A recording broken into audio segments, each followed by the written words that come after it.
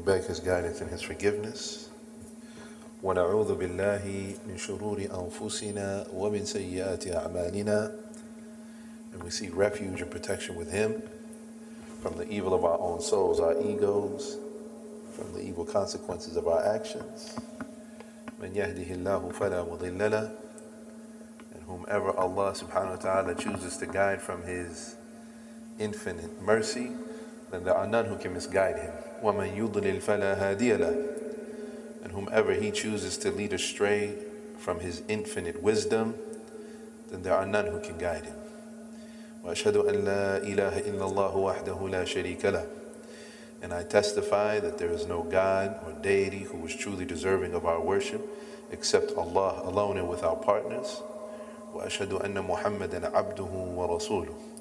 And I further testify that Muhammad, the son of Abdullah, is His servant and final messenger. يَا أَيُّهَا الَّذِينَ آمَنُوا اتَّقُوا اللَّهَ حَقَّ تُقَاتِهِ وَلَا تَمُوتُنَّ إِلَّا وَأَنْتُمْ مُسْلِمُونَ. O you who believe, fear Allah subhanahu wa ta'ala and have a consciousness and awareness of Him, the fear and consciousness and awareness that He is deserving of you, and don't you dare die except as Muslims.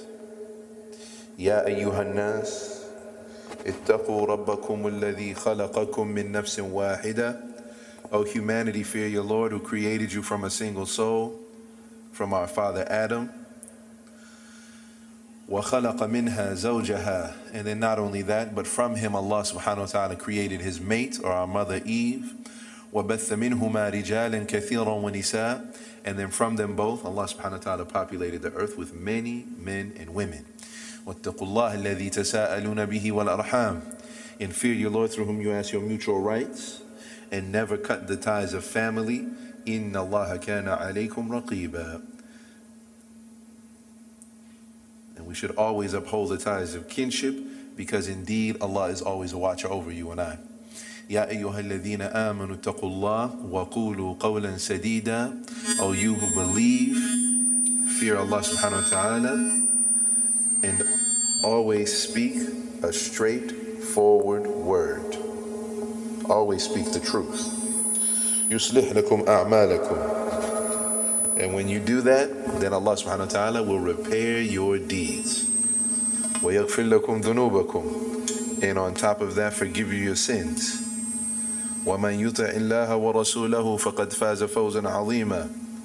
And whoever obeys Allah and His messenger have achieved the greatest success that anybody could hope to achieve in this life.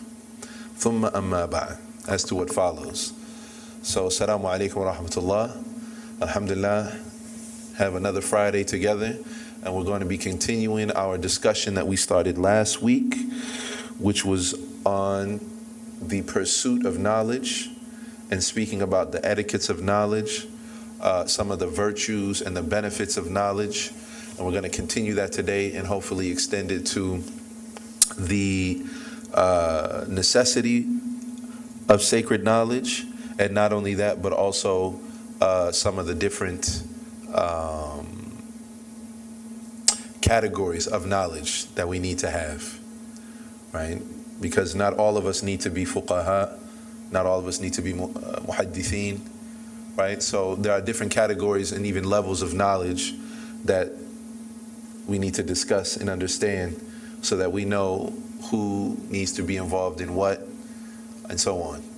So, just continuing with what we talked about last week, we mentioned that we're going through a book and not covering everything from cover to cover, but it's actually it's actually the introduction of a book written by Imam an-Nawawi rahimahullah in one of his monumental works in fiqh called Al-Majmu', right? And it's actually in Shafi'i fiqh, and it's actually simply just the introduction to that. And the introduction to that was separated, and it's called Adab al-Ilm. Allahumma salli ala Muhammad. Excuse me, Adab al-Alim wal-Muta'allim. Excuse me. Adab al-Alim wal-Muta'allim, which is like the etiquettes of the teacher and the student. The etiquettes of the teacher and the student.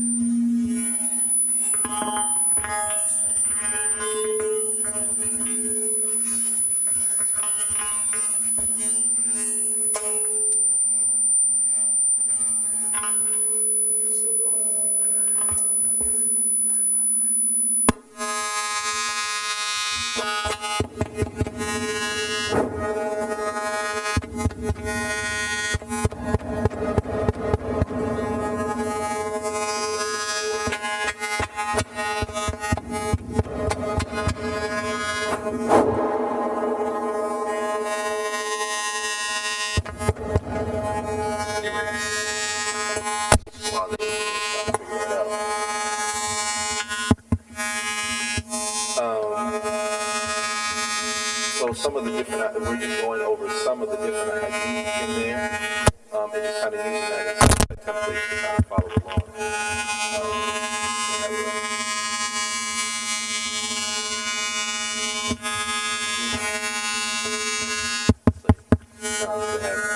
Follow along. So we're not covering the entire book, but just using that as kind of like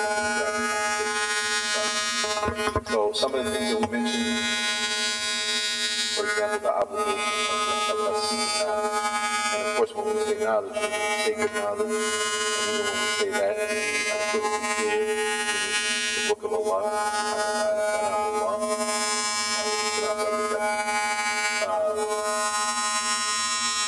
the book of Allah, the Sunnah of the Prophet Muhammad, the Sunnah.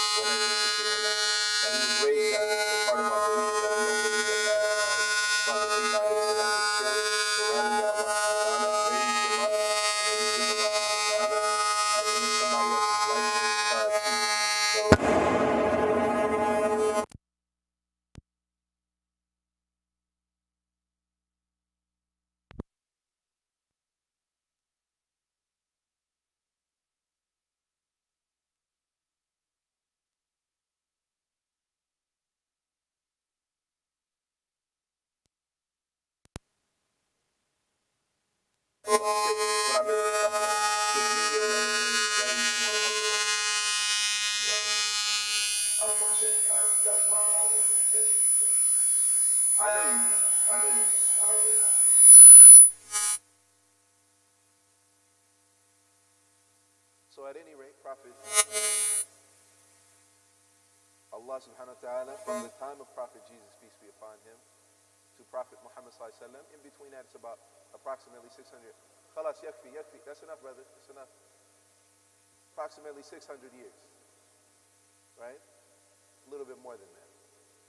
For that entire time, Allah subhanahu wa ta'ala does not reveal, there's no revelation in between that time. No wahi from Allah subhanahu wa ta'ala in between that time. Six centuries.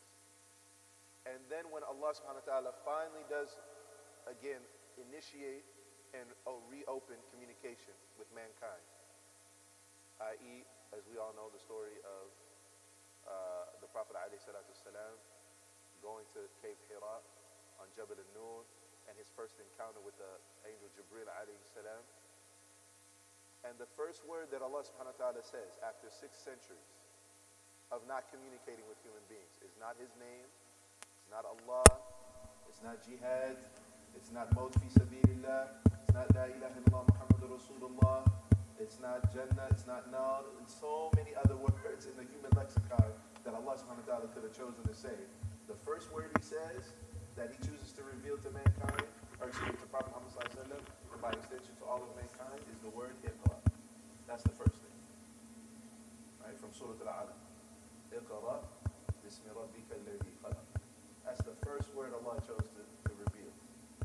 And that's not by mistake. Every single word that's in the Quran, every single ayah, everything in there, every sentence is with the divine wisdom. And so that's the first word he chooses to reveal. And if you look at those, because the first 5 ayat are the first ayat that were revealed in the Quran from Surah Al-Alaq. And if we all look at it, Iqra, what is it, y'all? Bismi rabbika alladhi khalaq. Read or recite in the name of your Lord who created you, right? Keep going. Keep going. Oh, subhanallah. This is from Juz Amma. Y'all don't know Juz Amma? I didn't say Surah Al-Ma'idah. We didn't say Surah Al-A'raf. What about this one? This one right here? Okay, khalas. We just keep it like that. Barakallahu feek. So we have to apologize, sisters. I'm just going to raise my voice, but the microphone is not working right now. So if you want, you can just scoot closer, and you can, if you still wanted to make sure, if you didn't want to be seen, you can just scoot up closer behind the barrier. But I'll try to raise my voice, inshallah. But al-muhim, so we said that what? That خلق الإنسان. Yes, that's where we were. We were saying how y'all should know Juz Amma, so this surah should be like no problem for y'all. خلق فهمي? Oh, خلق من علق. Okay, because you just came in the middle, that's why. I know. خلق, the one who created man from, like a clot. من علق. Keep going. اقرأ وربك الأكرم. Again, he says, read, recite, right? And your Lord is most noble. Keep going. Say that again. علم الإنسان ما لم يعلم. right? Excuse me, and we forgot the part about he taught him by the pen. Huh? We taught him by the pen, and then he taught him what he didn't know. Ma lam ya'lam. So look it. Read and recite. Taught him by the pen, and taught him what he doesn't know. Again, all pointing to the pen and reading and reciting are all tools for what? For knowledge, for education, right? And those are the first things, along with Tawheed, right? Because he said, Bismi Rabbik, in the name of your Lord. So along with Tawheed, the first thing that Allah subhanahu wa ta'ala reveals to mankind is what? Is knowledge. That's the first thing that Allah subhanahu wa ta'ala reveals. And so those things, just those two things that I mentioned right there, in and of themselves, should show us the significance and the importance that Allah subhanahu wa ta'ala places, that God Almighty places on Muslims being educated, on Muslims having knowledge. Not just any kind of knowledge, but specifically sacred knowledge. Knowledge of God's words, knowledge of the teachings of the prophets. And obviously, and then we mentioned some a hadith from the Prophet Muhammad sallallahu alaihi wasallam, طلب العلم فريضة على كل مسلم, that seeking sacred knowledge is a religious requirement, it's a religious obligation upon every Muslim. We mentioned some of the virtues. من يريد الله, the hadith from Sahih al-Bukhari, من يريد الله به خيرا يفقهه في الدين, that whoever Allah subhanahu wa ta'ala wants good for them, then Allah gives him a good understanding of the religion. Because when Allah said, or excuse me, the Prophet alayhi salatu salam said, يفقهه في الدين, the word fiqh in the Arabic language means a deep understanding. It means a deep understanding. That's just in the Arabic language, if you were to look it up in the dictionary. That if Allah wants good for that individual, he gives him a deep insight, a well-rounded understanding of the religion. And I would even add to that a practical understanding of the religion. Because somebody could have a lot of information. Somebody could have a lot of information, but have a poor understanding of the religion. Somebody could have a lot of information. And a perfect example of that are children who memorize Quran, and even adults who memorize Quran, anybody for that matter who memorizes Quran, but you see them having very little to no application of the religion. So they have a lot of information. That is no small task. The Quran is 604 pages. To commit a book, 604 pages, any book for that matter, but a book in a different language that more often than not, the people memorizing it don't even speak that language. And to commit that to memory, that's no small task. That takes like discipline. MashaAllah, tabarakallah. But I'm certain that everybody in this room, right, you know somebody or one or another who knows a substantial amount of Quran, but if you were to look at their daily life, there may be very little to no practical application. There are some people like that. I'm not saying that that's what most of them are like, but there are some like that. And that is an indication of like someone having information, but that being different from someone having a good understanding of the religion. You memorizing a lot of something does not automatically mean you know the religion well. But for many of us in our community, that's what it's become. But how many times have you met a brother or sister who barely knew anything about the deen? They know a handful of things, and you say, MashaAllah, that brother or sister reminds me of the Sahaba. They're so kind, they're so respectful, they're so nice, you see, like everything they're doing in their life, it seems like they're trying to live Islam. But they're not a big sheikh, they're not an alim, they don't know too much, right? I'm certain of it. You know somebody like that. Somebody who doesn't have a lot of information, right? But what they do know, the little that they did learn, they try to put that into practice. They try to implement that. They try to live it to the fullest. And that is when someone is really getting the blessing of having sacred knowledge.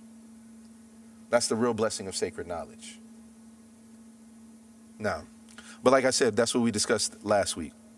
So we want to continue on talking about some of the virtues of knowledge, a few things.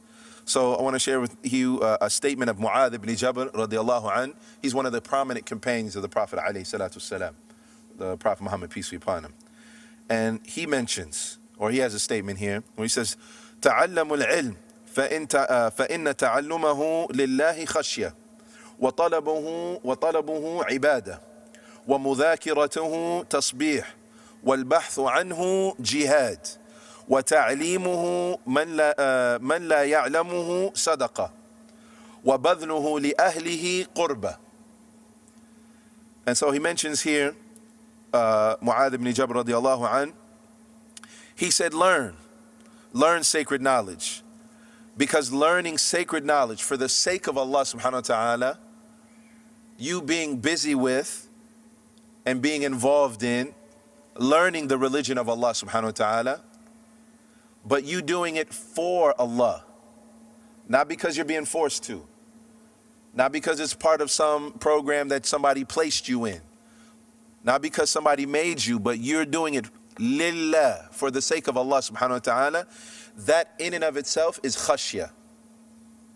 Now the word khashya, we've explained here before, is similar, and it's like a synonym for the word khawf in Arabic. And the word khawf in Arabic, right? You ever hear somebody say, fear Allah? Have y'all ever heard that before? Nobody ever told you, fear Allah? Ittaqillah, ilahi ka'bso. I don't know how to say it in Oromo. I'm still learning that one. How you say it in Oromo, fear Allah? Huh? Rabbi? Soda? Rabbi, oh, I got that part. Soda do. Soda do. Rabbi soda do. Y'all heard that before. Tayyib. So the word fear, to be afraid, right? That's actually an Islamic concept. That's actually something that is important. Because you being afraid of Allah, right, having a healthy fear of God, so to speak, is actually what will prevent you from doing wrong. Something might tempt you, you like it, you see it, you want to touch it, you want to be involved in it, you want to partake in it, and you're like, man, but the consequences afterwards though? I don't want to have to deal with that with Allah. The hellfire, Yawm al-Qiyamah, Allah sees me, I don't want to do that. No. You being afraid of Allah, it's actually an Islamic concept, right? But that's the word khawf. And the word khashya, which is a synonym, it entails being afraid of Allah subhanahu wa ta'ala, but it also entails something else too. Having knowledge of what you're afraid of.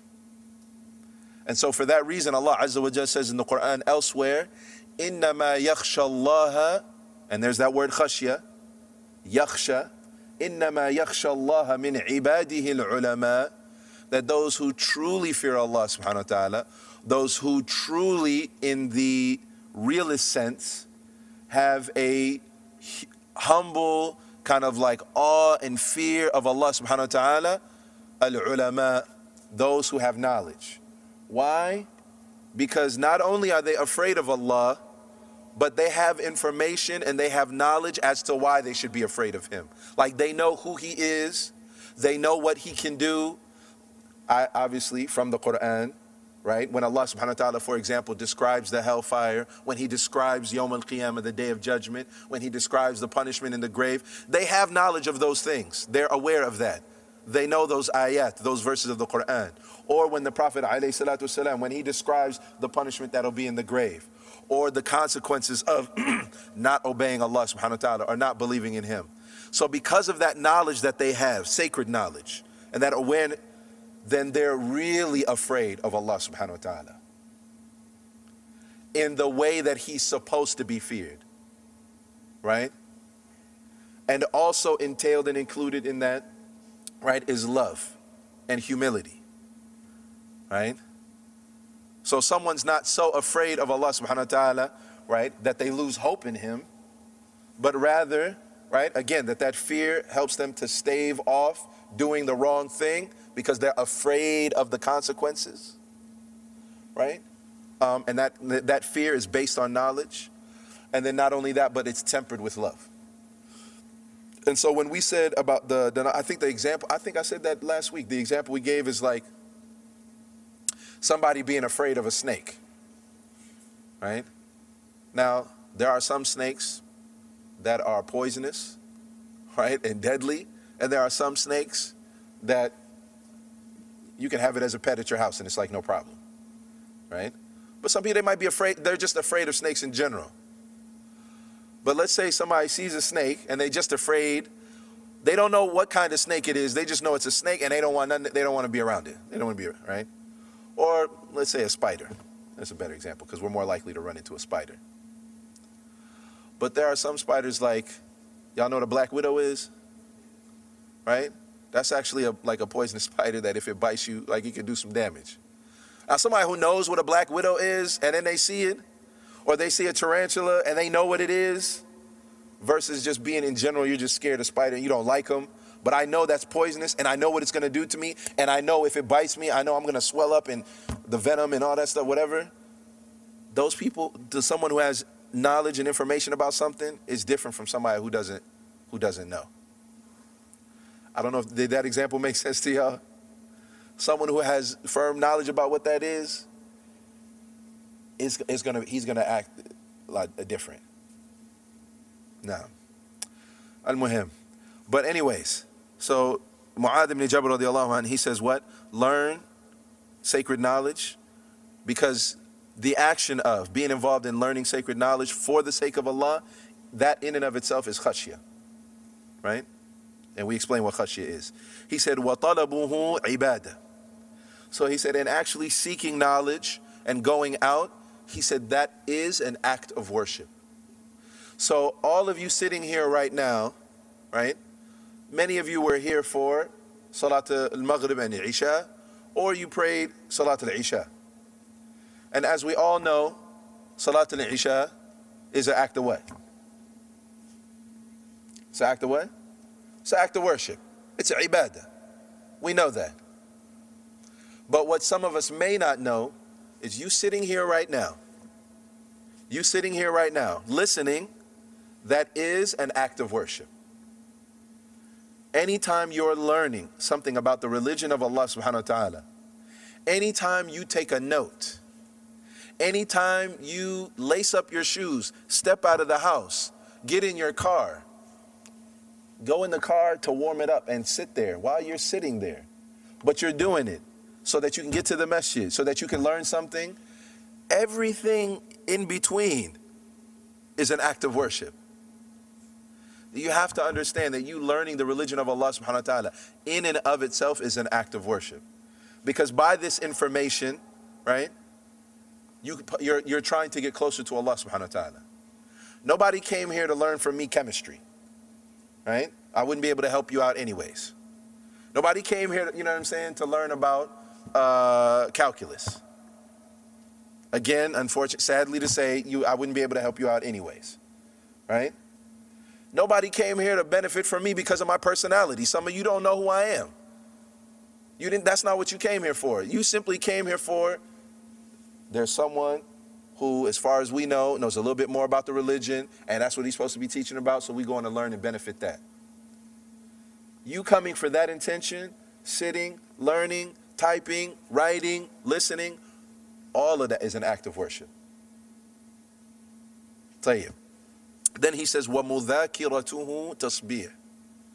And then he said, like you reviewing it, right? You going over it again, right? So that you can remember it. Going back and looking at your notes, or having a discussion or a dialogue with somebody else about a concept that you learn. He said that's like making tasbih. And if you don't know what tasbih means, saying subhanallah, subhanallah, that's tasbih. Sabbaha yusabbihu tasbihan, right? And tasbih means praise, means glorifying. So So when you praise Allah, when you say subhanallah, excuse me, you're praising Allah. How wonderful is Allah? How great is Allah? That's what we mean when we say praise Allah. When you say subhanallah, subhanallah, subhanallah. So let's say, for example, now you heard a concept in here that you didn't understand. You're like, you know, the Sheikh, he said such and such, but I didn't really understand that. And you go and have a discussion with somebody else. You were there at the class, right? What did the Sheikh mean by that? What was he talking about? And then you go back and forth and have a dialogue and discussion. That's the same as you saying, subhanallah, subhanallah, subhanallah, subhanallah. وَمُذَاكِرَتُهُ تَصْبِيحٌ. Because if you're trying to understand that, why would you try to understand a concept in the religion? So that you can better apply it, so that you can better understand it. Why do you need to understand or better apply a concept of the religion? So that you can what? So I can give you some money after the class? So people can praise you and say how wonderful you are as soon as you walk out the door? What's the reason, y'all? Why would you want to understand the religion better and be able to practice it better? Why? Simply put, just to get closer to Allah, that's it. And for that reason, even though that's why it's considered like tasbih. طيب والبحث عنه جهاد. Jihad. And the word bahth means research. Reading, asking, delving deeper into it, right? Into concepts, elaborating, writing, searching, all of that. Like bahth anhu jihad. That's actually you striving and struggling, again in the path of the religion. طيب. He says, وَتَعْلِيمُهُ مَنْ لَا يَعْلَمُهُ صَدَقَةٌ. And anytime you go out of your way to teach someone who does not know, i.e. to empower them, he said that's a form of charity. That's charity. طيب, you know what that means? That means any of you are here who are fathers, anytime you teach your children something about the deen of Allah subhanahu wa ta'ala, not only are you empowering your children to be able to better understand the religion, so of course that they can better live Islam and live as Muslims, be dignified, be respectable Muslims, but you're also giving sadaqah. And you're also making an attempt to save them from the hellfire. I hope you brought enough to share. That's also, it's sadaqah. So any uncle who teaches their nieces or nephews, or auntie who teaches their nieces and nephews, you're giving sadaqah. And this is something we need, this type of sadaqah we need more of in our community. Is brothers and sisters sharing the knowledge that they have. Sharing the opportunities for knowledge that they have. If you happen to know about a class, or if you happen to know about a circle or a gathering or whatever, you know, sometimes people, they just kind of like want to keep it, you know what I mean? Like, we don't want to have too many people or whatever. Share, akhi. Every time you share that, it's sadaqah. But طيب, we keep going though.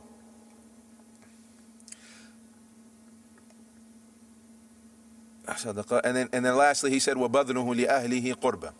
And then he said, of course, aiding them in any way, helping them in any way, right? Qurba. And qurba means closeness or nearness, but it's another way of saying ibadah. Right? Because anything that gets you closer to Allah, anything, a statement, a belief, or an action, if it gets you closer to Allah, that's an act of worship. طيب.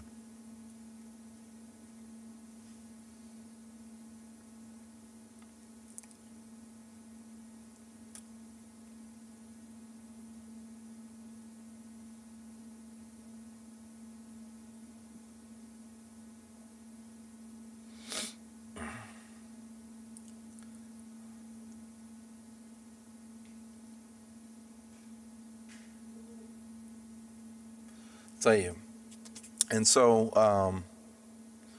now I'm fast forwarding, and this is from the chapter where the Shaykh, he's mentioning في النهي الأكيد والوعيد الشديد لمن يؤذي أو ينتقص الفقهاء والمتفقهين والحث على إكرامهم وتعظيم حرماتهم. And this is basically a stern warning for those who harm the people of the religion, the people who are learned, and encouraging respect for them and like the sanctity. So I'm going to mention this in two parts from these two different ayat. So one of the ayat from Surah Hajj, where Allah subhanahu wa ta'ala says, وَمَنْ يُعَظِّمْ شَعَائِرَ اللَّهِ فَإِنَّهَا مِنْ تَقْوَى الْقُلُوبِ. And whoever yu'azzim, which means to honor and venerate and like have a tremendous amount of respect for sha'air Allah. And sha'air, those like institutions and things that are representative of the religion. So for example, salah, min sha'air Allah. The Kaaba itself, min sha'air Allah. Right, those things that are the institutions that are representative of the religion. The hijab, min sha'air Allah.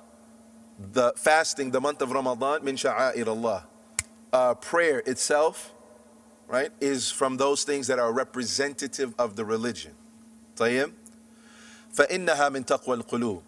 Then that is certainly from God consciousness, or someone being afraid of Allah, and at the same time encapsulated in the word taqwa is love of Allah subhanahu wa ta'ala in the heart.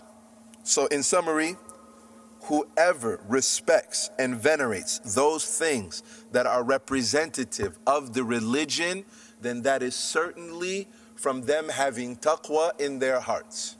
That's the like loose translation of that ayah. So what would that mean? If someone was to make fun of the beard, tayyib, the beard, Islamically, right? We're not talking about hipsters or the fashion of today, right? We're talking about this was a fashion trend that the Prophet ﷺ started 1400 years ago. But this, when some Muslims, if they were to make fun of that, I had a brother who came to the masjid, subhanallah, and his own mother was, when he was growing his beard, was telling him, why are you doing that? Why are you growing the beard? Don't do that. And she forced him to trim his beard. Forced him to trim his beard. Because it's 2019, you're young, why you want to do that? It doesn't look good, right? But when we see something that is representative of the religion, even if you don't do it yourself, should at least respect it. Should at least respect it, even if you don't do it yourself. Even if you're like, Allah musta'an, may Allah help me to get to that, right? I'm not there yet. My iman's not there yet, but the sister, mashallah, she does, I respect that. The brother, he does, mashallah, I respect that. Because when you don't, and you make fun of it or mock it, and I'm talking about Muslims, that is a marker and an indication that, right, that there's something wrong in your heart. Like for example, I remember a number of times there would be sisters who wear niqab. And another sister might not do that herself. But instead of showing like support for a sister who does that, both brothers and sisters would be like, look at this sister, think she better than everybody else? Look at this sister. She's making it, even here, this is things I've heard myself. Sisters making it harder for the rest of us. Making the Muslims look like extremists. If she's doing that to get closer to Allah subhanahu wa ta'ala, and she may see that to be wajib. If she sees that to be an obligation, even if another sister isn't doing that herself, she's doing it out of piety. We should respect that. And even encourage it. MashaAllah, sister. May Allah bless you. And similarly, we said about like things like the beard, or brother has his pants over his ankles, mashallah, tabarakallah, which all are from the sunnah of the Prophet alayhi salatu wasalam. The Prophet sallallahu alayhi wasallam, he said, for example, about the pants being above the ankles, waylul a'qabi min an-nar. He said, woe to the ankles from the hellfire, meaning whatever the pants like, or garments that are below the ankles, right? He's saying like it's in the hellfire. May Allah protect us from the hellfire. Allahumma ameen. But again, my point is what? Even if somebody don't do that themselves, like respecting that as being something like from the deen, that's the sunnah of the Prophet Muhammad sallallahu alaihi wasallam. And when you mock that, Allah musta'an. But when you respect it, that's a mark and an indication that somebody, they got some kind of taqwa in their heart. Does that make sense, y'all? Y'all understand that? And so, I said in two parts, right? The first one being knowledge itself. Not all of us are going to be able to, right, be involved in learning. Not all of us are going to be able to go overseas and study something. Not everybody's going to be able to sign up to an institute. Not everybody's going to be able to dedicate some time and sit with a sheikh. People's situations, life circumstances, different. Sister got 3, 4 kids. She can't make it to the masjid every week. Brother got a job and he can't make it to the masjid every week. Somebody got finals, can't make it during that time. Things are happening, right? Things are happening. But we should respect sacred knowledge. And the reason why I'm taking a little bit of time to say this is because respect for sacred knowledge in our community is lost. Many people take the religion and knowledge of the religion and expertise of the religion, and they've turned it and diminished it to like a DIY kind of thing. You just do it yourself. Like if I need to learn something about the religion, I got this. Sheikh Google gonna tell me, inshallah. But better yet, I had a report that I had my students do, right, in the madrasa. And many of the students, even though I told them not to, may Allah forgive, I shouldn't say many of them, a handful of them did. May Allah forgive them though. And even though I told them not to, they went to Sheikh Ibn Wiki, Wikipedia. Even though I told them not to, because it's not a reputable source. But what? Because they don't look at knowledge of the religion as being sacred and holy and special. Like it's different. That book, this is the Quran right here, right? And that Quran, it's not like your math book. It's not like your chemistry book. A book of hadith, the collection of the statements of the Prophet ﷺ. You understand, like when we say Prophet Muhammad, that's the apostle of God. Like he's different from all other human beings. This is someone who went to heaven, literally, not figuratively. Not like spiritually in his heart, and he made Isra wal Mi'raj like in his mind. No, this man, Prophet Muhammad ﷺ, went to Jannah and conferred with Allah subhanahu wa ta'ala, and spoke he communicated with God. Musa alayhi salam, wa kallama Allahu Musa taklima. Allah spoke to Musa alayhi salam directly, on a regular basis. So now when we hear a statement about Musa alayhi salam, like you should be like, look, that's like something different. That's like something we got to respect, we got to honor and venerate, right? And this is real important, right? This is really, really important, is respecting sacred knowledge. Even if you're not a sheikh yourself, even if you're not involved in a halaqah yourself, but still having like a respect for it, right? Tayyib? So having respect for knowledge itself. Sacred knowledge, the Quran, the Sunnah, a book of fiqh, a book of hadith, usul al-fiqh, etc. Knowledge itself, the Islamic sciences. And then secondly, which is what the title indicated, what the Shaykh he said, are the people of knowledge. This is also something that has greatly diminished in our community. All I have to do is point you to Facebook and many of the social ills that we have in our community, right? You'll hear nowadays brothers and sisters all of a sudden are like community pundits and experts, and they be like, man, the sheikhs and the imams in our community ain't doing nothing about what's going on. Anybody ever read or see something like that on like Facebook and stuff? Man, they don't know what they talking about. Man, they're not doing what they're supposed to be doing. They don't respect our youth. They're not taking care of our sisters. They're stealing the money from the masjid. Y'all ever heard anything like that? Hello, I'm not talking to the pillars. I'm talking to y'all, inshallah. So y'all seen stuff like that, right? I've even had some people, and this happens, Allah musta'an, more often than I like. I'll go and give a khutbah at a masjid that I don't regularly come to. Right? And then somebody from that masjid, somebody on the administration or something, right? Usually, I'll go to the office before the khutbah, right? Talk to them a little bit, and then go to the minbar and then give the khutbah. Sometimes they be like, you hear about Sheikh so-and-so? Yeah, astaghfirullah, Sheikh so-and-so. Subhanallah. Really? We gonna do some ghiba before I step on the minbar? That's what you want me to do right now? Even some people, I've had to tell them, like, I can't talk to you. Because they'll be like, Sheikh Fulan. I'm like, I don't know if you know, Akhi, Sheikh Fulan that you talking about, that's my Sheikh. That's my teacher. What you want? You talking about my Sheikh, man? I've had to tell, like, do you know the Sheikh you talking about right now? You know, he signed my tazkiyah to be able to go study overseas. Why are you talking about him like that right now? No, but you don't understand me. Like, yeah, I do understand. Yeah, I know he's a human being, and human beings make mistakes. And Allah didn't command us to think that any human being was perfect. But we don't have to sit here and chit-chat about it, like over chai and tea and coffee.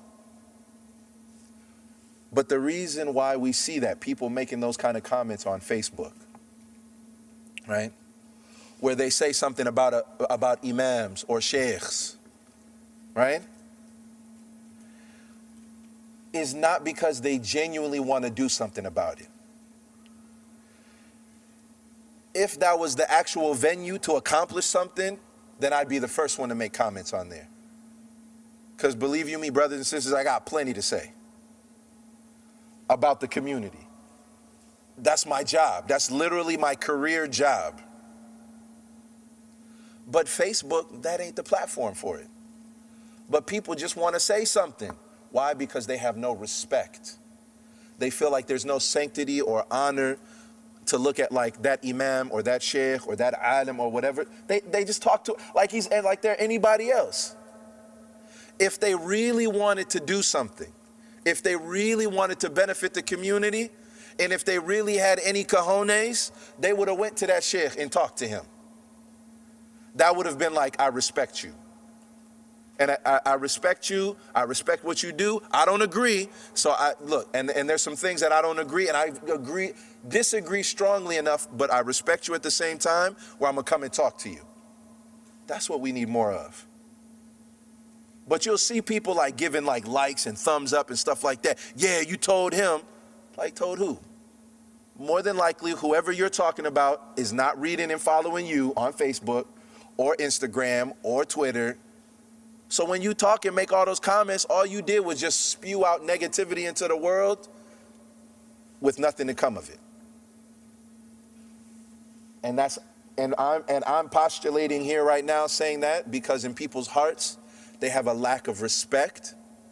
And part of it, I ain't even gonna front. Some of it is for good reason, but a lack of respect for people who have sacred knowledge. But that is something that is harmful to the community. Because even if you want to correct someone, there's a way to do that. Not going and spewing out their business on social media, or talking negatively about or disrespectful about them, or saying that they don't know or whatever. And if they don't know and you do, which you must if you're making these comments, you would, like I said, you would go and talk to that individual. You would go and talk to those respective parties or people who have the ability to change something. And if you don't, كما قال النبي صلى الله عليه وسلم من كان يؤمن بالله واليوم الآخر فليقل خير أو ليصمت. The Prophet ﷺ, he said, if you believe in Allah in the last day, speak good. And constructive criticism, brothers and sisters, can be good. It might not sound like it, but sometimes that's how medicine is. But he said, look, if you got something, speak well or shut up. If you don't have nothing good to say, then literally the Prophet ﷺ says, shut up, close your mouth, sit down and be quiet. But nowadays, what has happened is people don't have that kind of respect, so they go ahead and they talk about it. So then what happens? That disrespect, it spreads. Because when you do it on a public platform, it empowers and emboldens someone else to be like, yeah, they're right. And then they share that. And then because they saw somebody else say it, then they feel now a little more empowered to be able, I'm going to say that too. Does that make sense what I'm saying, y'all? I hope y'all understand what I'm talking about. Please do not misconstrue what I'm saying to mean if you see something wrong from someone who has knowledge, or if you see them making a mistake, or if you see something that ain't quite copacetic, I'm not saying that the answer is to remain silent and not say anything. But what I am saying is, right, number one, that there should be respect for them because of what they represent. The deen of Allah subhanahu wa ta'ala. Knowledge of the Quran, knowledge of the Sunnah, respect.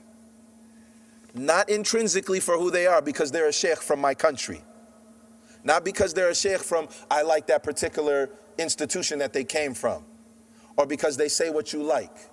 But because of what they say from the Quran and the Sunnah. So essentially you having respect for them is an extension of your respect for the Quran and the Sunnah. So respect.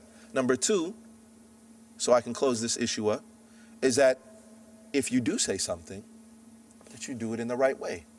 The beautiful thing about our deen, the beautiful thing about our religion, is that Allah subhanahu wa ta'ala and the Prophet Muhammad sallallahu alaihi wasallam teach us and encourage us that when you see something wrong, that you don't be quiet, that you should say something, that you saying something is indicative and a marker of your iman. كما قال النبي صلى الله عليه وسلم من رأى منكم منكرا فليغيره بيده فإن لم يستطع فبلسانه فإن لم يستطع فبقلبه وذلك أضعف go ahead Ishay ذلك أضعف الإيمان. The Prophet صلى الله عليه وسلم, he taught us that when you see something wrong in the community, don't be quiet and just be like, man, astaghfirullah, and then go on Twitter and just be like, you see something wrong, you be like, man, and then go say some stuff on Facebook. Nah. I mean, unless you got like 1 million followers, then and you're an influencer, that's different. I'm not talking about those people. Then if you are, mashallah, tabarakallah, then you could use that and utilize it. But for the rest of us, masakeen, who more than likely don't have more than, how many? 100, 200 maybe, mashallah?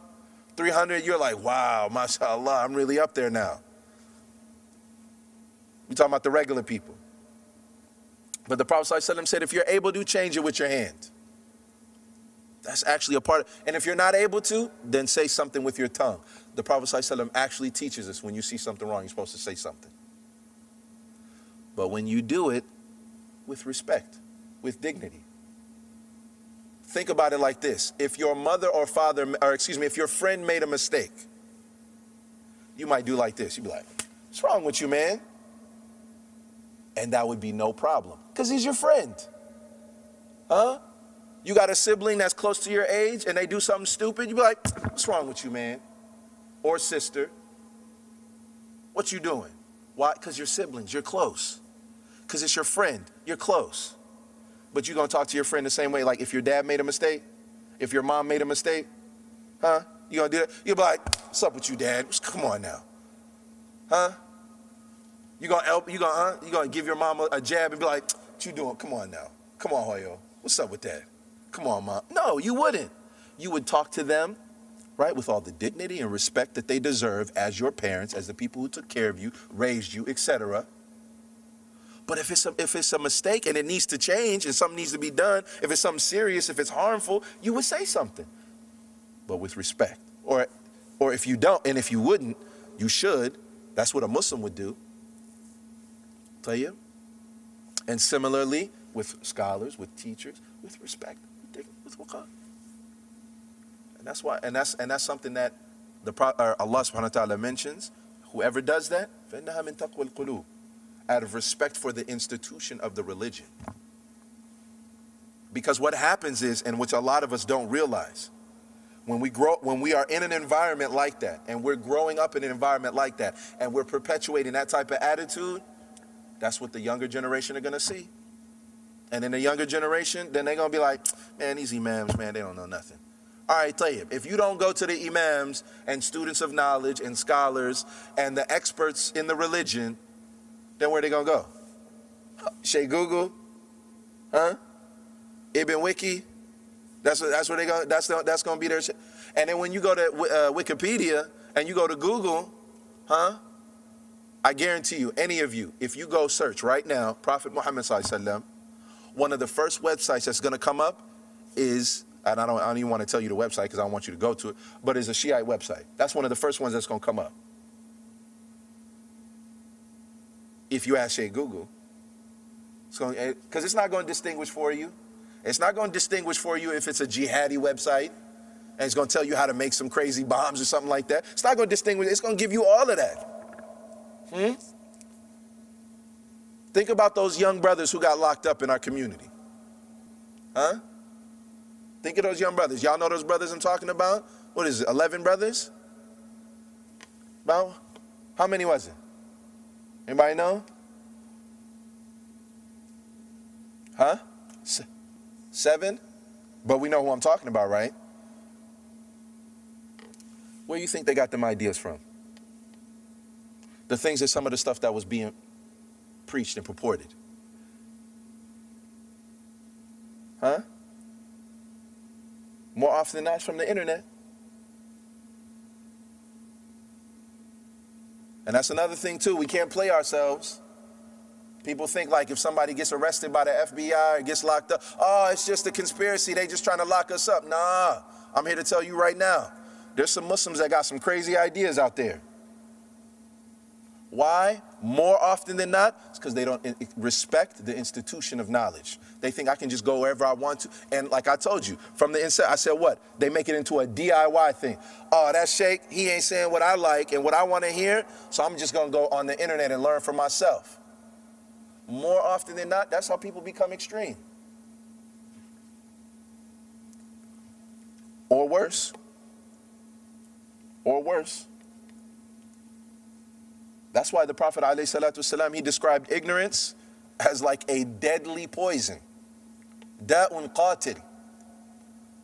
And then when you try to turn the religion into a do-it-yourself thing, that's ignorance itself. And that's a deadly ignorance. May Allah subhanahu wa ta'ala alleviate and aid those brothers and make things easy for them. Allahumma ameen. But I just wanted to illustrate to you the real, like not some far off in some other place or story. Like those are people like we know. And more often than not, those kind of things happen from people turning the religion into a do-it-yourself thing. So being ignorant of the religion, subhanallah, is deep. It has real life consequences that could extend from you either dying, which also happened, you getting locked up for life, all the way to the opposite end of the spectrum, brothers and sisters leaving Islam. And all of that and they all extend from the same place. A lack of respect for the people of knowledge and a lack of respect for knowledge itself. Tayyib. And then the other ayah that Allah subhanahu wa ta'ala, that the Shaykh he mentions here, also from Surah Al-Hajj, وَمَنْ يُعَظِّمْ حُرَمَاتِ اللَّهِ فَهُوَ خَيْرٌ لَهُ عِنْدَ رَبِّهِ. And whoever venerates, honors, and has a tremendous respect for حُرُمَاتِ اللَّهِ, which are also the Prophet ﷺ explained the حُرُمَاتِ اللَّهِ as being the boundaries of Allah. Right? فَهُوَ خَيْرٌ لَهُ. That is better for them عِنْدَ رَبِّهِ, with their Lord. Right? So it's actually better for you that you respect those things. That's why I said, even if you yourself are not there, or somebody else that you know they're not there, right? Be careful of even mocking the religion. That's also something that's common today too. All of a sudden, a young brother who's 20, 22 years old, he stops talking to sisters. Stuff. I can't talk to sisters. Nah, I don't do that. Nah, I can't. We can't go out and just hang out and stuff. And then people, Muslims, other Muslims making fun of them. Sister wants to protect her chastity and her dignity as a woman. And then brothers trying to clown her and talk about her. Talking about Muslims, not non-Muslims. Muslims mocking the sister. You don't think chastity and self-dignity and self-respect is from the sha'a'ir of Allah? Mocking someone's chastity is you mocking the religion. You don't think the Prophet ﷺ wasn't chaste? You don't think his wives were chaste? And so making fun of chastity, which is one of the concepts that Islam teaches, you essentially making making fun of an aspect of the religion. Now, I'll tell you.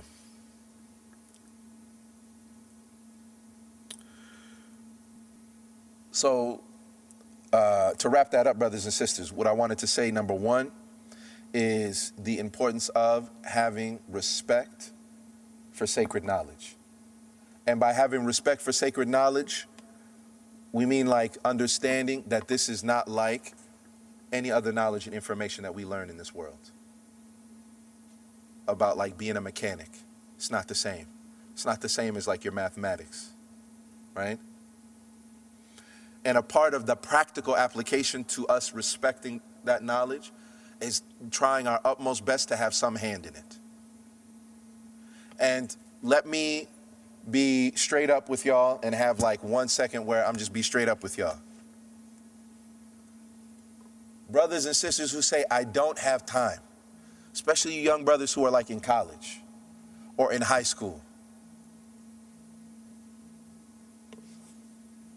There's no such thing. Take a moment and think for yourself. Look at your schedule. Look at your schedule from MCTC. Look at your schedule from North Hennepin. Look at your schedule from Normandale, and look at your schedule from the U of M. And you look at the time that you have to study and how much you put in. Sometimes you have to put in for a schedule or for a subject you don't even like. It's not even in accordance with your major. Something like the U of M made you study, or North Hennepin made you study. You don't even like that subject. Think of how many hours you put into that. And you know and you acknowledge while you're sitting in the class, you think it's just like, when am I ever even going to use this, man? This is like... Even though you don't want to, you make the time to do that. You study for the exams for that. Even though you're muttering to yourself the whole time like, man, dude, I can't do it. But if I don't, you know what I'm saying? If I don't do this project and the instructor's gonna fail me, man, it's so... But you do it anyways. If you're able to make yourself do that, and we're talking about here that learning the religion of Allah subhanahu wa ta'ala is an opportunity for you to get closer to Allah subhanahu wa ta'ala, you can make the time. I'm not saying every day. I'm not saying that ultimately you're going to become an expert or a sheikh, but like 1 day a week, 30 minutes out the week, an hour a week. You tell me you ain't got time to do that? You tell me, really? I have a hard time buying that.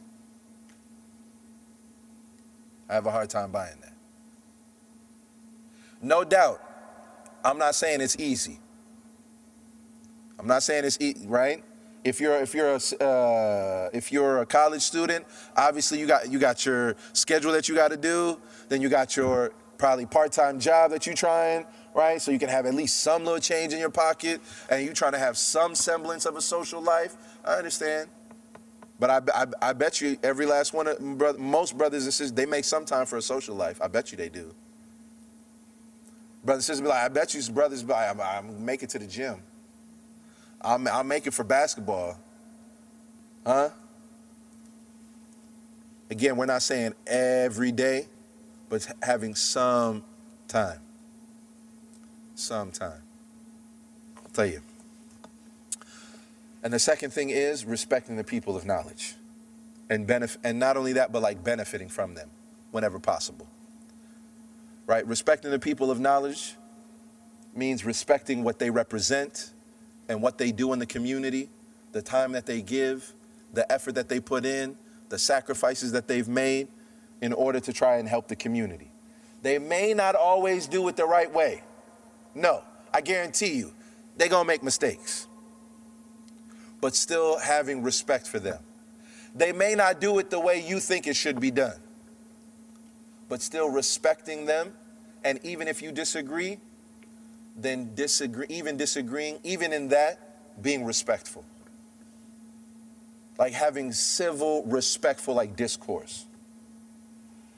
all too often, brothers and sisters and communities, people go off in their little clans, in their little corners or whatever, and they talk and they look right, and then point at this and that, and then don't say nothing to the people who can actually do something. If you see something wrong, say something, but do it respectfully and in the appropriate setting. Not like this. You may or may not have seen one of these.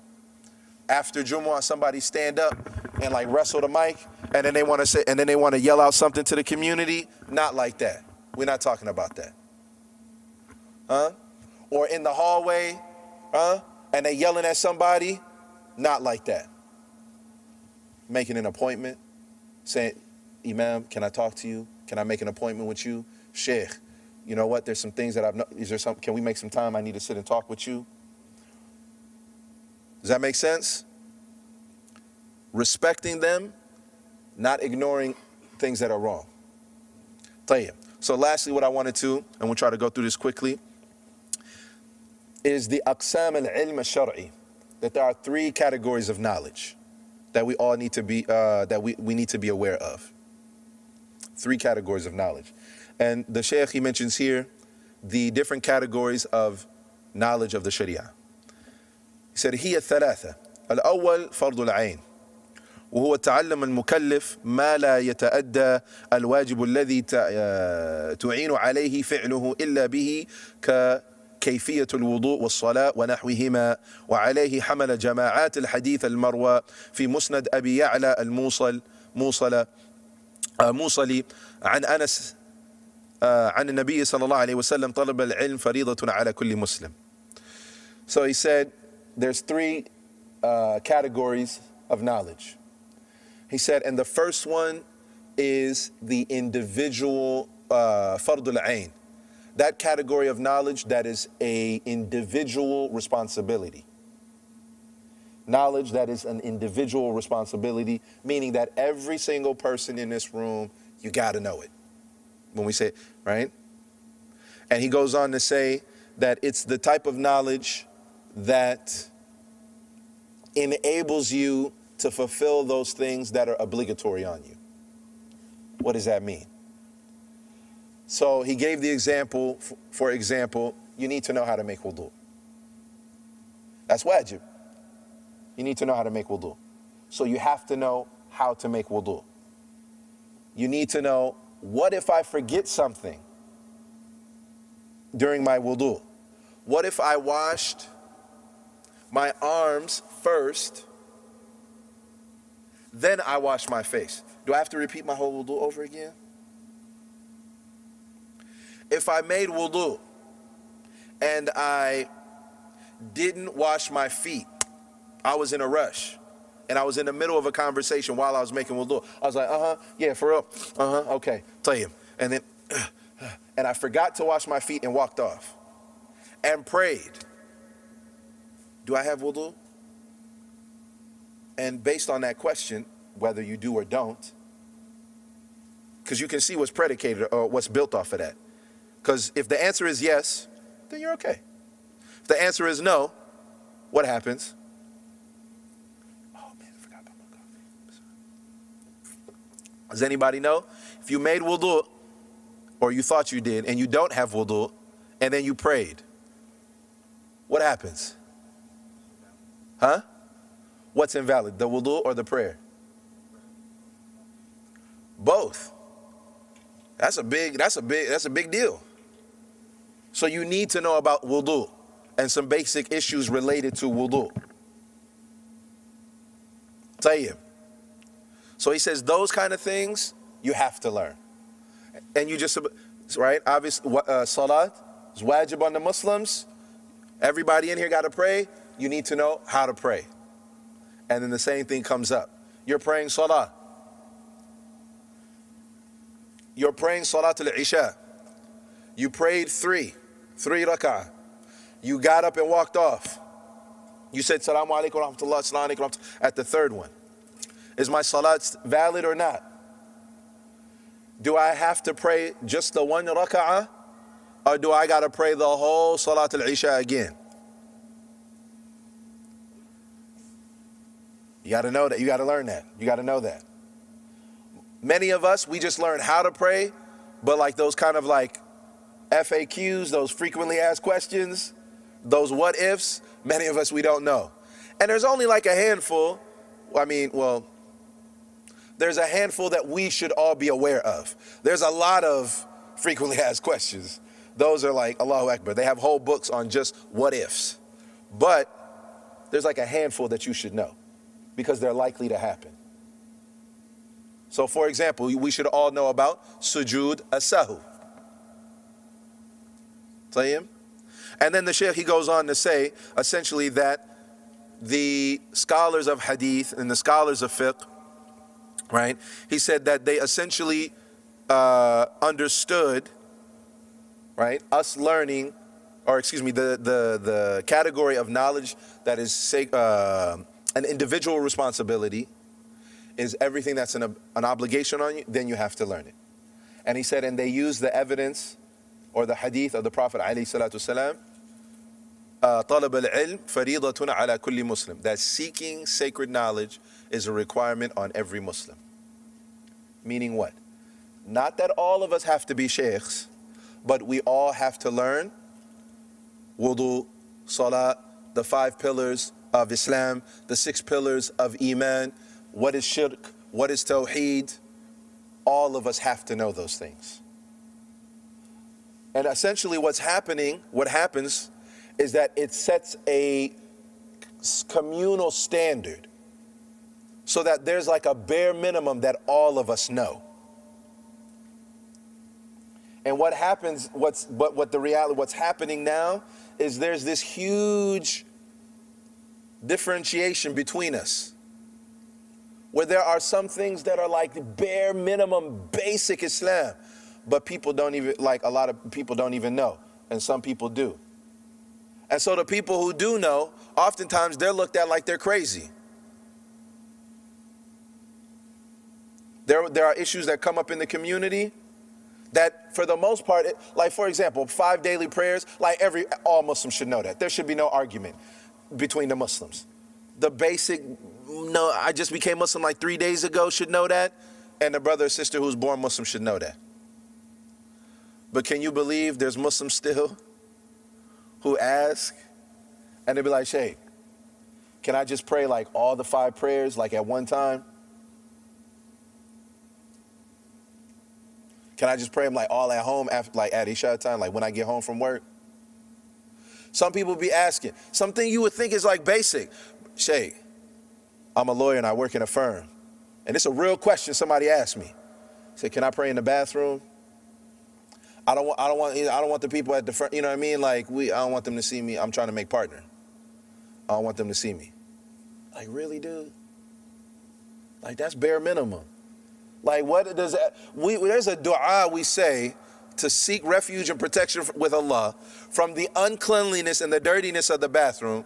Bismillah, Allahumma inni a'udhu bika min al-khubthi wal-khaba'ith. Oh Allah, I seek refuge with you from, filth and uncleanliness, right? My man's asking like, can I pray in the bathroom? I kid you not, somebody else asked, well, I guess I could say, I don't know if to say alhamdulillah or not. Not the bowl of the bathroom, but somebody asked, can we make wudu with, the tank for the toilet? So can we use that water to make wudu, right? Because then he'll be in the stall and then nobody will see him make wudu, right? He don't want to get caught with his feet in the sink. Which, by the way, technically that water in the tank is clean. I mean, but for real though, like, why would your mind even go there? That's like you know what I'm saying? But I digress though. That's a little tangent on my part. I apologize. Al-Muhim, the point here is what? Individual. Fard al-Ain means individual responsibility. Tayyib, that's number 1. Tayyib. So what ends up happening is there's certain aspects of knowledge that are of the religion that you have to know, and you have to do for yourself. Nobody can do it for you. Nobody can fast Ramadan for you. Nobody can do that. Huh? Nobody can pray on your behalf because it's in that category of fard al-ain. individual responsibility. Nobody can do that for you. طيب? All right, khalas. So we move on. And then the second category is what is called Fard al-Kifaya. Fard al-Kifaya. And Fard al-Kifaya means communal responsibility. And the Shaykh, he says, وَهُوَ تَحْصِيلُ مَا لَا بُدَّ للناس منه في إقامة دينهم من العلوم الشرعية كحفظ القرآن والأحاديث وعلومها وأصول الفقه والنحو ولغة والتصريف صرف ومعرفة رواة الحديث والإجماع والخلاف. وأما ما ليس علما شرعيا ويحتاج إليه في قوام أمر الدنيا كالطب والحساب ففرض كفاية أيضا نص عليه غزالي واختلفوا في تعلم الصناعة التي هي سبب قيام مصالح الدنيا كالخياطة والفلاحة ونحوهما. And he goes on. But this communal responsibility, what that means is some brothers and some sisters have to become experts in the religion. There have to be some who are hufaz. There have to be in the community. And I should explain first more like, yeah, that's okay. حكم على شيء فرع عن تصوره. There have to be some who have knowledge of fiqh and hadith and its sciences and the qira'at, which are the different modes of recitation for the Quran. There have to be some in our community who know that. Not all of us, but there have to be some. Right? There have to be some who are able to give fatwa. There have to be some who tafsir, a deep tafsir of the Quran. In short, there have to be people who are experts. Right? And so, but the definition of what is Fardul Kifaya, it's, the Shaykh, he says, there have to be some who, from the people who are responsible for learning aspects of the religion from the Islamic sciences. There have to be. And then he gives the and he mentions from memorization of the Quran, hadith, and all of the science related to it, usul al-fiqh, fiqh, even nahu, which is like Arabic grammar, tasrif, which is Arabic morphology, ma'rifat al-ruwat, which are like the different transmitters of hadith, ijma', those things that are consensus in the religion, that all the Muslims agree on, wal khilaf, and those things that there are differences of opinion on. And then he says, and then he goes on, and this I mentioned earlier that we would come back to this. He said, and those things that are not necessarily related to the religion, but the community needs it. وَيَحْتَاجُ إِلَيْهِ فِي قَوَامِ أَمْرِ دُنْيَا, but they need it in order to establish themselves as a community, like medicine, like mathematics, like, and those things. He said there has to be Muslims in the community who learn those things. You know, and you know what's interesting? Sometimes you'll have a conversation with a Muslim and a brother be like, astaghfirullah, can't believe this brother's gonna be a lawyer. Right? Astaghfirullah. How we have Keith Ellison, he's in politics. A'udhu billah. And you have Imam al-Nawawi rahimahullah saying, those things that aid the community in establishing their religion from secular things, he said it very well could be a communal obligation, meaning a religious responsibility. They'll be held liable in front of Allah as a community if nobody does it.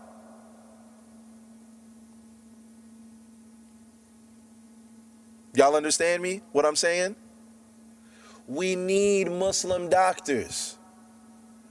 Those of you who are brothers, don't you want to be able to take your wife to a female gynecologist, to the OBGYN? You don't want that? I know I do. And for those of you who are looking like, well, what is that? Right? That's the brother the doctor who's responsible for right? Checking up a woman, all right, when she's going to have a baby.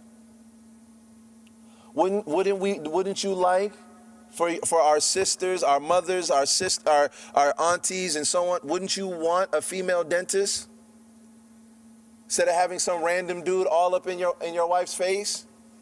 Huh? Or wouldn't you prefer, like, if you could be like, Alhamdulillah, I'm coming. We don't have to worry. We're going to take you to the. We need to have that in our community. And he said medicine, mathematics, we need Muslim accountants. And yes, lawyers. And alhamdulillah, Allah didn't make it wajib on all of us. I'm not going to be that dude. But we need somebody to step up to be a politician. Somebody. Alhamdulillah, it ain't me. I don't want to. Alhamdulillah, Allah didn't make it wajib on all of us. But may Allah bless the brother or sister who steps up to do that. May Allah bless them for taking that responsibility off the rest of us. Now, tell you, al-muhim, the point of communal responsibility, something you need to understand about that, a communal responsibility. Allah subhanahu wa ta'ala says in the Quran, لَوْلَا نَفَرَ مِنْ كُلِّ فِرْقَةٍ مِّنْهُمْ طَائِفَةٌ لِيَتَفَقَّهُ فِي الدِّينِ لِيُنذِرَ قَوْمَهُمْ إِذَا رَجَعُوا إِلَيْهِمْ لَعَلَّهُمْ Sheikh Nuruddin, لَعَلَّهُمْ يَحْضَرُونَ لَعَلَّهُمْ يَحْضَرُونَ لَوْلَا نَفَرَ مِنْ كُلِّ فِرْقَةٍ. There's gotta be, if it wasn't for like a few numbers, مِنْ كُلِّ فِرْقَةٍ, from each group, there's gotta be some of them. لِيَتَفَقَّهُ فِي الدِّينِ, that learn, and we already said what that word fiqh means, right? What does that word mean, Saeed? The word fiqh. I seen you taking notes, brother. What did the word fiqh mean? What's the word fiqh? Anybody?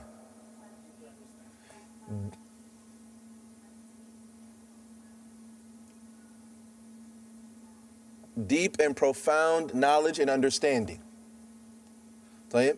لِيَتَفَقَّهُ فِي الدِّينِ. There's got to be some from each little group. Everybody got to go. Or excuse me, not everybody, but just some. To go learn the religion. لِيُنذِرَ قَوْمَهُم, so that they go back and teach their people, or excuse me, and warn their people. لَعَلَّهُمْ يَحْضَرُونَ, in hopes that they, right, are warned. لَعَلَّهُمْ يَحْضَرُونَ, in hopes that they may be warned, right? Sometimes people ask me, like, why didn't I just stay in Saudi Arabia?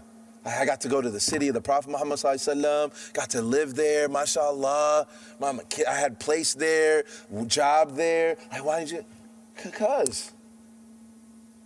Because of this ayah right here. Like, some people got to. Like now, mashallah, tabarakallah. Now, if I'm not mistaken, my last count, there's about 20, almost 20 brothers from Minnesota that have gotten accepted to go study overseas. Some in Medina, some in Riyadh, some in Qasim, some like all different places. But when I went, that was like, mashallah. There was like nobody. I remember those dudes right there, that guy right there, and that guy right there. Those are my brothers. When I used to fall asleep listening to Sheikh, we all used to fall asleep trying to listen to Sheikh Waleed, who only speaks Arabic, by the way, when he teaches his class. I used to bring them with me. We used to fall asleep because there was nobody teaching in English. But I was trying so hard, like, yo, I gotta learn something. I gotta pick up something. And I'd be so happy I know one word. You sit there for an hour and 35 minutes, and be like, alhamdulillah, I think I heard the word safe. I know what that's sword. Or be like, right, you'd be like, alhamdulillah, for one word out of that whole time. But there wasn't nobody who spoke like learning. And for that reason, and alhamdulillah, I thank Allah subhanahu wa ta'ala for that I went specifically to the College of Da'wah. One of the things that they really instilled in us and really pushed us is like, yo, you have to go back and teach the people. Like, you got to go back and teach the people. Like, if you don't, like, there's not too many people. And to this day, how many masjids? Let's all count together. How many masjids give the khutbah in English? Can we count together? Or we don't have to say the names. Don't say the names. How about we do that? We're not going to say the names. Right? We don't want to put people out there like that. But let's count how many there. Yeah, we can say the name. Let's go ahead. We're going to say the name. Masjid Tawfiq North. That's 1. Masjid Isra. That's 2. Masjid Al-Huda. That's 3. Which one? Masjid Da'wah. Jazakallah khair. Imam Hassan. Allahu barik fiqh. He's been holding it down for a long. He was one of the few people that was teaching in English even at that time when I was talking about earlier. Matter of fact, he was 1 of 2. Now, so we got 4. Masjid Noor. Sheikh Jamal in Minnetonka. Al-Aman Center. Al-Aman Center. I think Abu Bakr now, they started having khutbahs in English. Is that I don't know if that's every week though. No? All right, I'm going to take that one back. All right, tell you. 6. What's that? Columbia Heights? Oh, NWICC? And then Columbia Heights? Did I say, I didn't say Noor? We said Noor. We said Masjid Noor. Yep.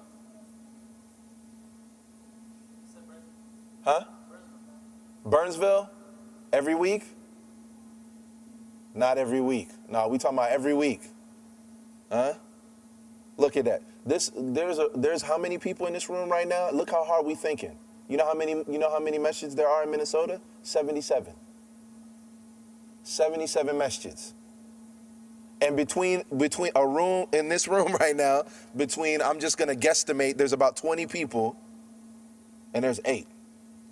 And, we didn't say classes, we said khutbahs. And there's 77 masjids. So even to this day, it's still hard. Allah musta'an. Right? Yeah.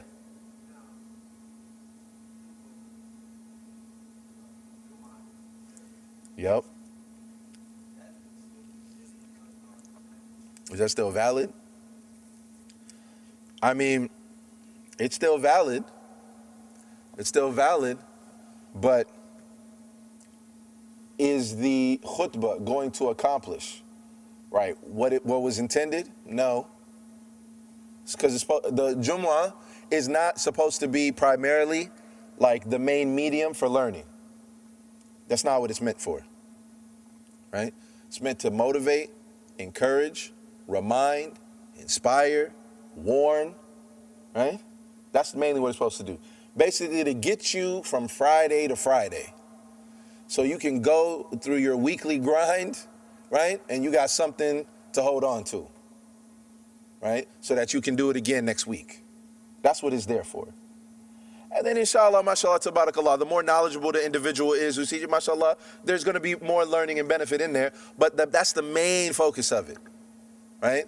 So if you came to a khutbah, it shouldn't be, right? All right, and alhamdulillah, and then finish the whole khutbah to al-hajjah. Today we're going to be talking about the ahkam al-miyah, right? Or aqsam al-miyah, right? There's the different categories of water, that is tahir, right? Like he's not, right? Or the ahkam of salah, right? The sunan of salat, the arkan of salat, al-wajibat. That's not what you're going to be doing in the khutbah, right? It's supposed to be like motivate you and inspiring you. Now, so is it still valid? Yes, it still is. But I mean, if you got any semblance of intelligence, brother or sister, you try your best to maneuver yourself or your job or your schooling or whatever, that you can make it in your schedule, that you're able to get somewhere where you can benefit and learn in the respective language that you know. If it happens to be Arabic, alhamdulillah. But if it's not, then whatever language that it is, you should be trying to, right? So, no. But al-muhim, so we said that second category though, essentially what it is, that fard al-kifaya, that all of us don't have to learn something. A group of us from us have to learn. Tayyib?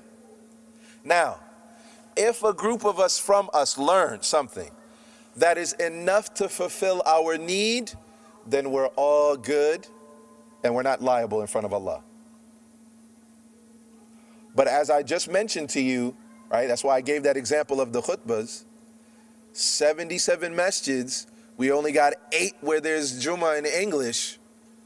That means we need more brothers brothers to learn, to be able to give more khutbahs in English, because right now we have a huge deficiency in that. So something that's fard al-kifaya, until enough of us learn and are able to do that, to fulfill the need, all of us are liable in front of Allah. So the fard al-ain, you will individually be asked about whatever it is that you have to do, and nobody else is going to be asked. That's that individual responsibility. Fard al-kifaya, that communal responsibility, all of us are going to be asked if none of us do it. So for example, someone walks in this room and says salamu alaykum. All of us don't have to say wa alaykum as-salam. If 2 or 3 brothers say wa alaykum as-salam, then the rest of us, khalas, they basically represented us, and we're not liable in front of Allah. But if nobody responds to their saying salamu alaykum, all of us will be asked in front of Allah. Y'all understand that? And now you take that and apply that to anything else. Nobody knows hadith, all of us are responsible. We have a few brothers, mashallah, tabarakallah, and some sisters who learn hadith, are experts. You need to know anything about hadith, you can go to them and they're accessible. Khalas, none of us are liable. Alhamdulillah, we have enough imams who speak English and know the deen and the community and the religion. We have enough of those. We have a handful, but it's enough to cover the rest of the community, right? Where there's some in the, like let's say for example, in the south, like which is what? Bloomington and what's in that direction? Burnsville, etc. We got a few brothers out there, alhamdulillah, a few sisters out there, alhamdulillah, khalas. It doesn't have to be every masjid in the south, but now we got the south covered. We got northeast covered towards New Brighton, St. Anthony, northeast Minneapolis, Fridley, Columbia Heights. There's a couple of brothers and sisters out there that teach, that cover that whole area. Khalas, we're good. Nobody's out there, everybody in that area is going to be asked by Allah. Do you understand? Y'all understand? Same. That's what fard communal responsibility is. It's extremely important. Now, طيب. And then lastly, Allahumma salli ala Muhammad. And then the last one is what he called القسم الثالث النفل وهو كالتبحر في أصول الأدلة والإمعان فيما وراء القدر الذي يحصل به فرض الكفاية وكالتعلم العام نوافل العبادات لغرض العمل لا ما يقوم به العلماء من التميز الفرض من النفل فإن ذلك فرض كفاية في حقهم والله أعلم. So he said, and then the last category are those things that are extra. So for example, if you learn how to pray, you know how to make wudu, you know for yourself, mashallah, tabarakallah. But if you want to go and study a larger book, and like we said, those frequently asked questions about salah, and you want to go further and deeper into that, that's extra. And you won't be liable for that. If you want to do that, alhamdulillah. And you'll see that sometimes. MashaAllah, there's brothers who who might come. They're not a student. They don't carry a pen. They don't, you know what I mean? They're not, but they come and listen to a halaqah. They sit and they benefit because they want to hear, and they're learning or whatever, right? Just kind of like being around that. But anything you learn beyond what's wajib on you, that's extra. And that's the third category, right? With that, I wanted to just conclude this whole thing about what I was talking about sacred knowledge and the pursuit of it and how important it is.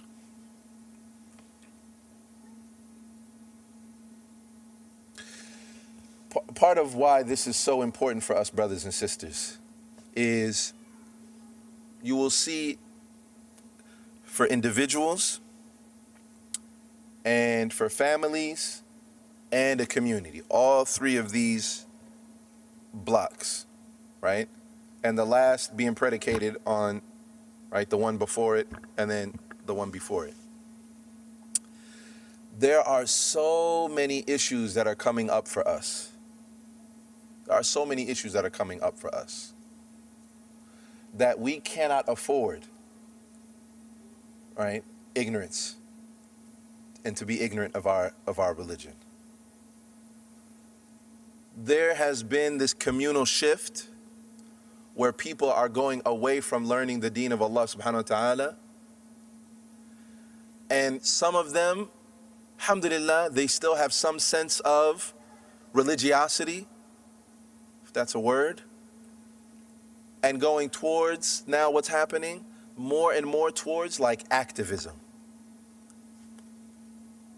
and being like politically active and getting involved in like other movements.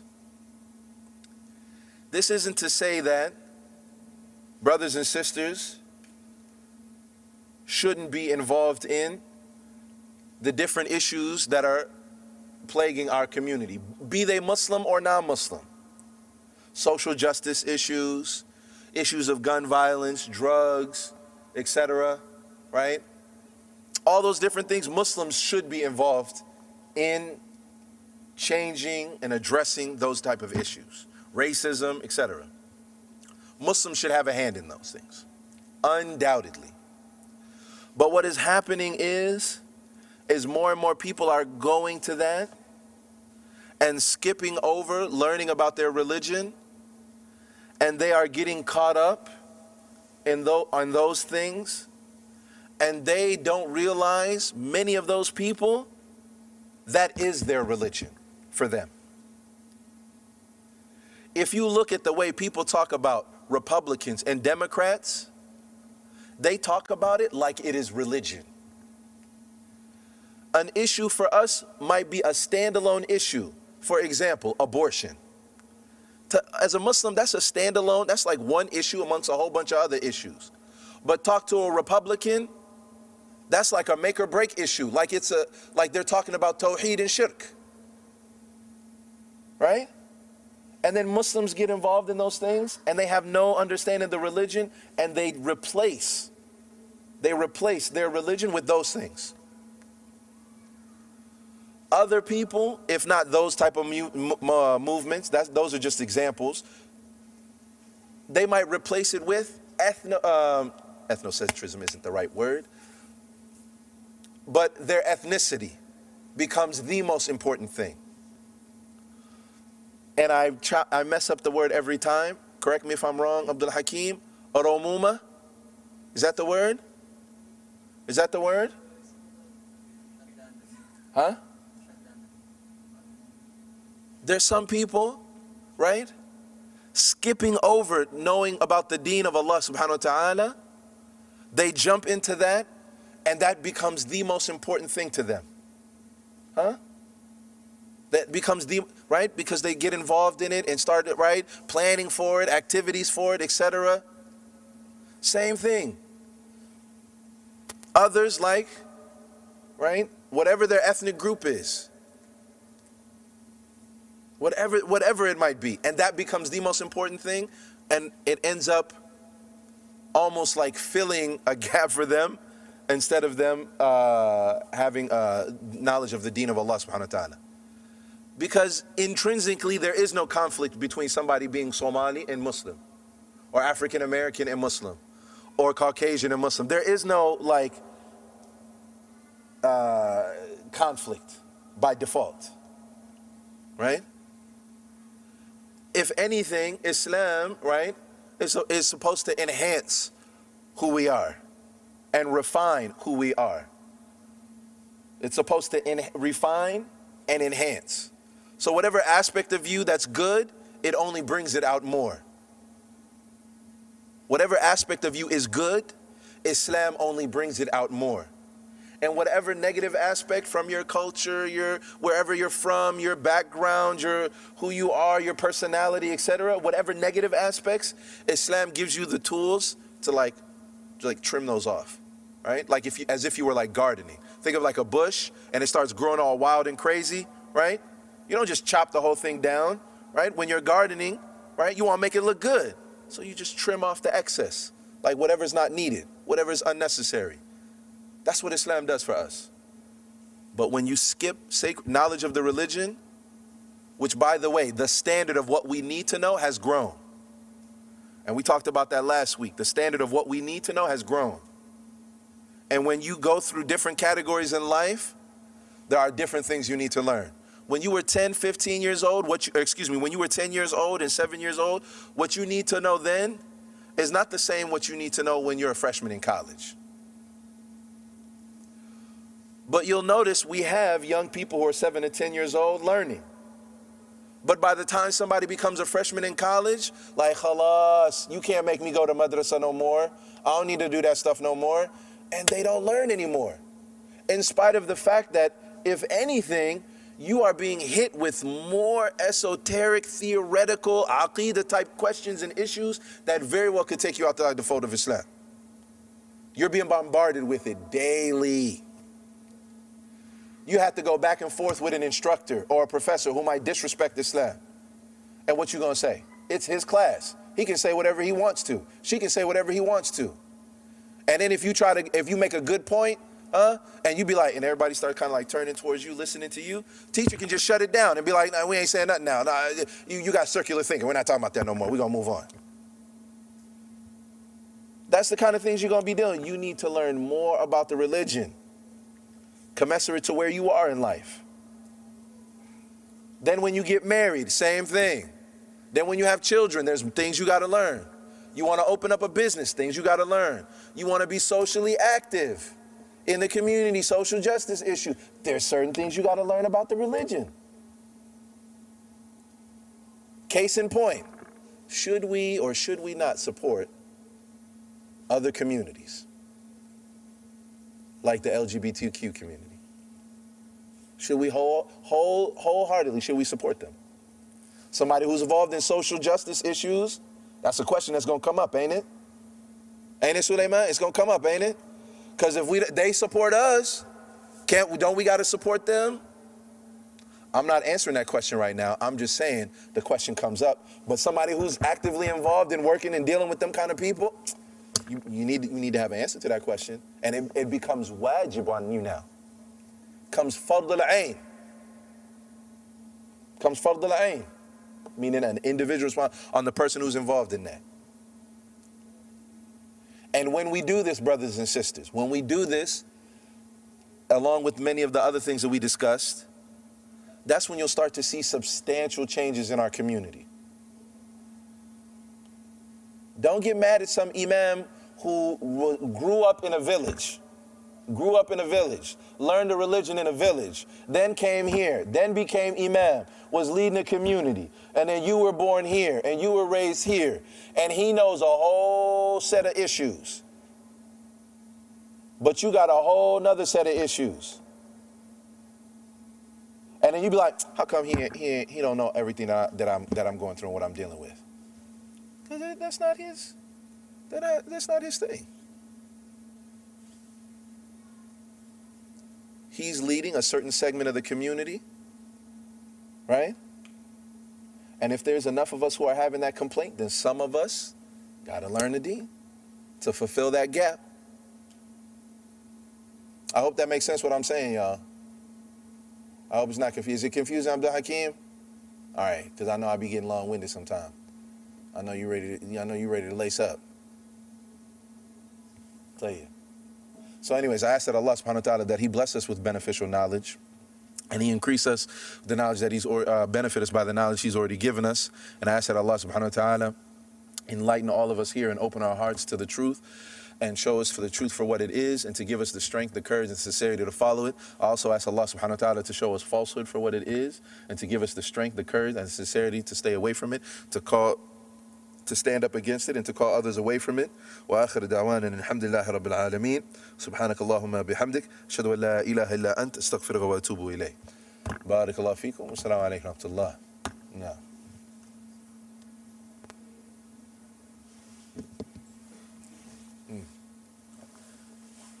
Sahih, man.